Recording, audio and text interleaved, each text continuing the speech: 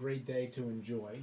And I'm a chiropractor, certified pediatric and pregnancy chiropractor, certified clinical nutritionist, Institute of Integrative Holistic Health coach, author, lecturer, and I always like to say all-around caring guy, because I am. Because you are. I am. I you care you about are, you. definitely. I might not ever meet you. I might not ever, have the blessing of meeting you in person, but I care about you, and I care about your health and well-being, and that's why I do this. I do this because I don't get paid to be here. I am here because I want to share some information with you, to you, that I know is valuable to your health and well-being, to your life.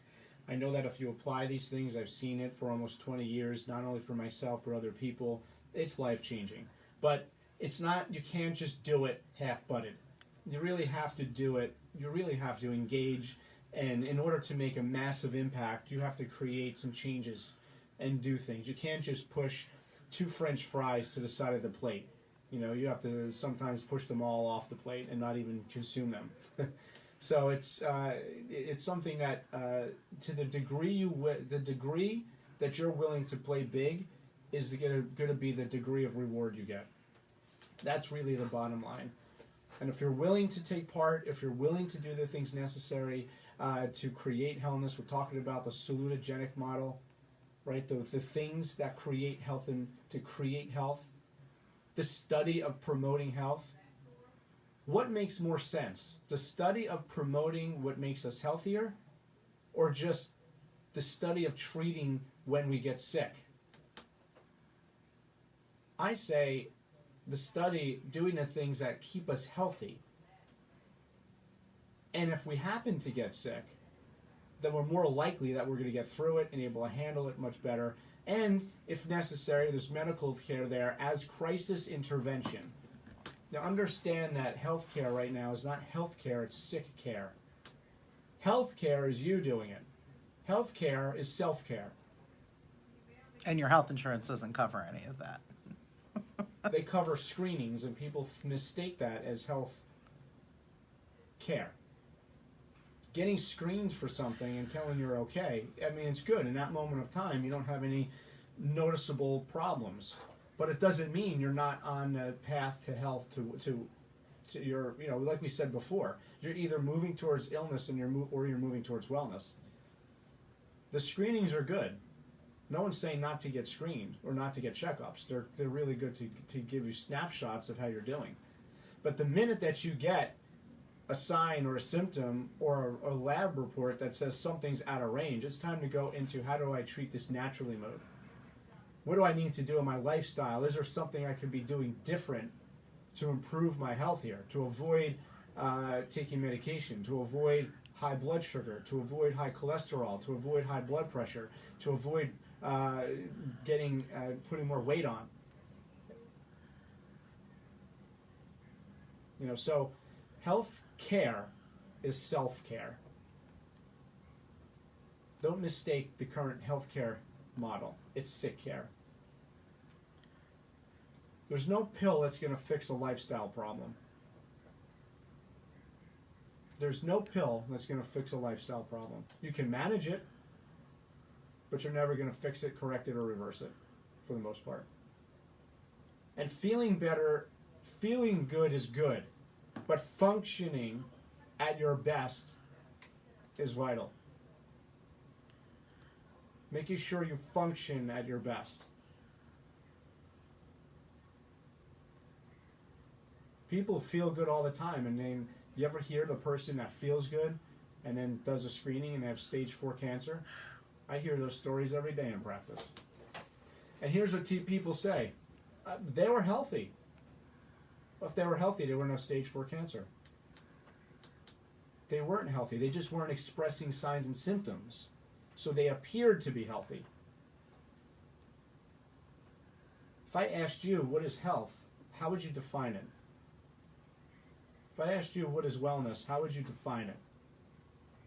Just feeling good? Or is it deeper than that? A month ago, I would have answered differently, but it's way deeper. It's very deep. It's a deep ocean. Well, I define but I'm wellness. enjoying the swim. Good. That's good.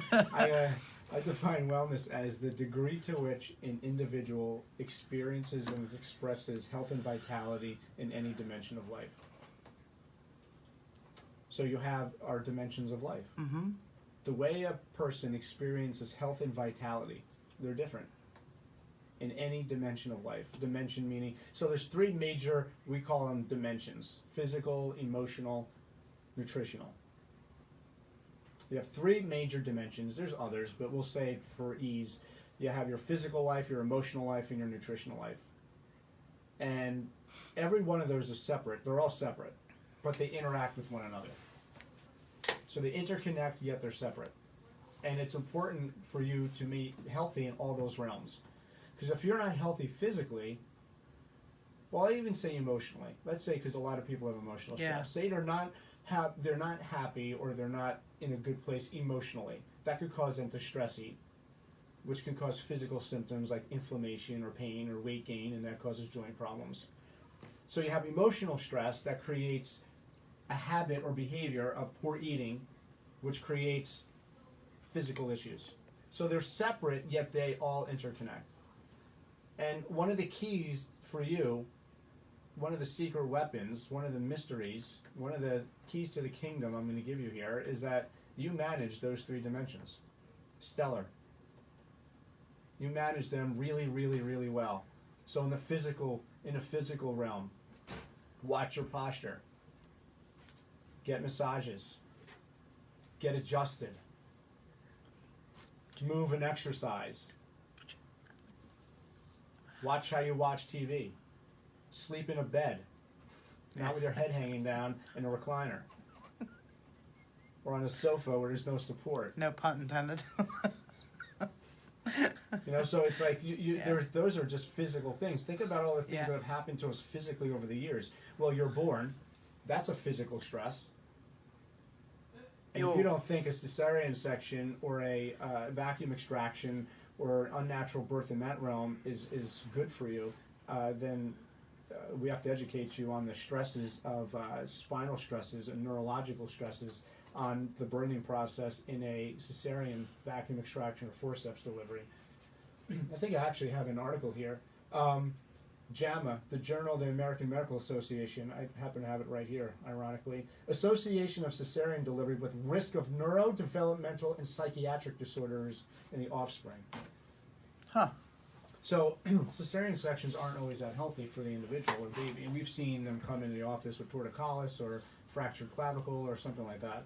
So those aren't good. So physical stress is right from birth. So the birthing process, learning to walk, how many you see an infant or little toddler learning to walk, how many times do they fall, hit their head, roll off a bed, things of that nature. They go and play sports, now they're getting knocked around there. Then they're starting to get older and they play video games and their posture's horrible and they're texting and they have text neck and all these other things. We fall on steps, we fall on ice, we fall down, we fall on a variety of things. We get car accidents, workers' comp injuries.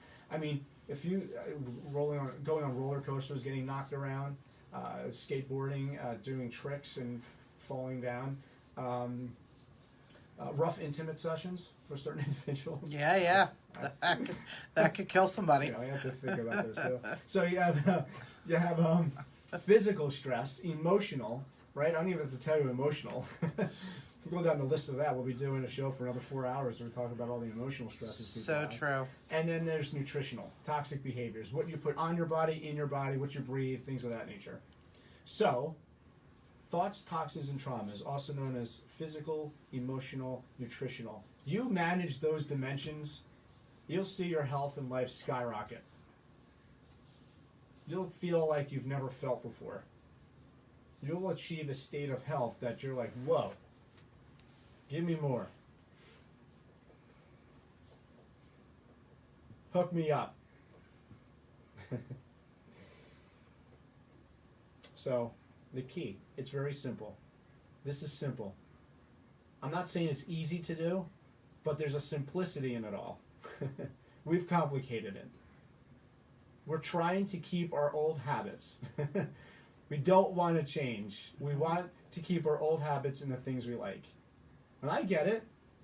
But once you make the change, you said it a minute ago, Once you start to feel better, there's nothing like it. Once you've reduced the inflammation, once you've started to do the exercise regularly, once you've started eating better and putting all that plant-based food in your body instead of the McDonald's and that stuff. Not everybody eats all that fast food, but people think like steak and potatoes 5 nights a week is good food for dinner because they cooked it and because it's grass-fed meat. Or I'm not saying don't eat meat, or you're not a meat eater. I still am a little bit. I don't eat a lot much, but just because it's good food to you doesn't mean it's really good food. Mm-hmm. Well, just think of, again, paying attention and taking inventory to what you put in your body and in your mouth, right? So take steak. We talked about, we brought up before, you have your macronutrients, fats, carbohydrates, and proteins, and then you have your micronutrients, which are even more important. So you have you take steak. All right, you got bad fat, and you got protein. No fiber, no antioxidants, no phytochemicals to fight cancer. It's hard on the intestinal tract. It's hard on the kidney. Red meat is associated with increasing colorectal cancer. So when you look at that, and people are like you said, if you're eating that 5 days a week, it's a recipe for creating disease down the road. And people just don't eat a potato. They put all kinds of junk on it. Butter, salt, sour cream, salt, salt. Yeah, exactly. All these things. So, if you wake up every day and you have a processed food breakfast, or even just a cup of coffee, or even if you skip breakfast, okay, well, how did you just nourish yourself? Then you go into lunch, 10 minutes, or break? Break in a minute? Okay. So we have a break in a minute. And we'll take inventory of what you eat for lunch, and then dinner, if you have the steak or potatoes. A lot of people go throughout the day without eating enough fruits and vegetables and fiber and the foods that contain antioxidants, the phytochemicals, and things of that nature. So, take an inventory, pay attention to what you're doing. No doubt. Know that you can be doing better. I think we're coming up on a break, right? And it's our last break of the hour, and then we'll be back, and we have a few minutes.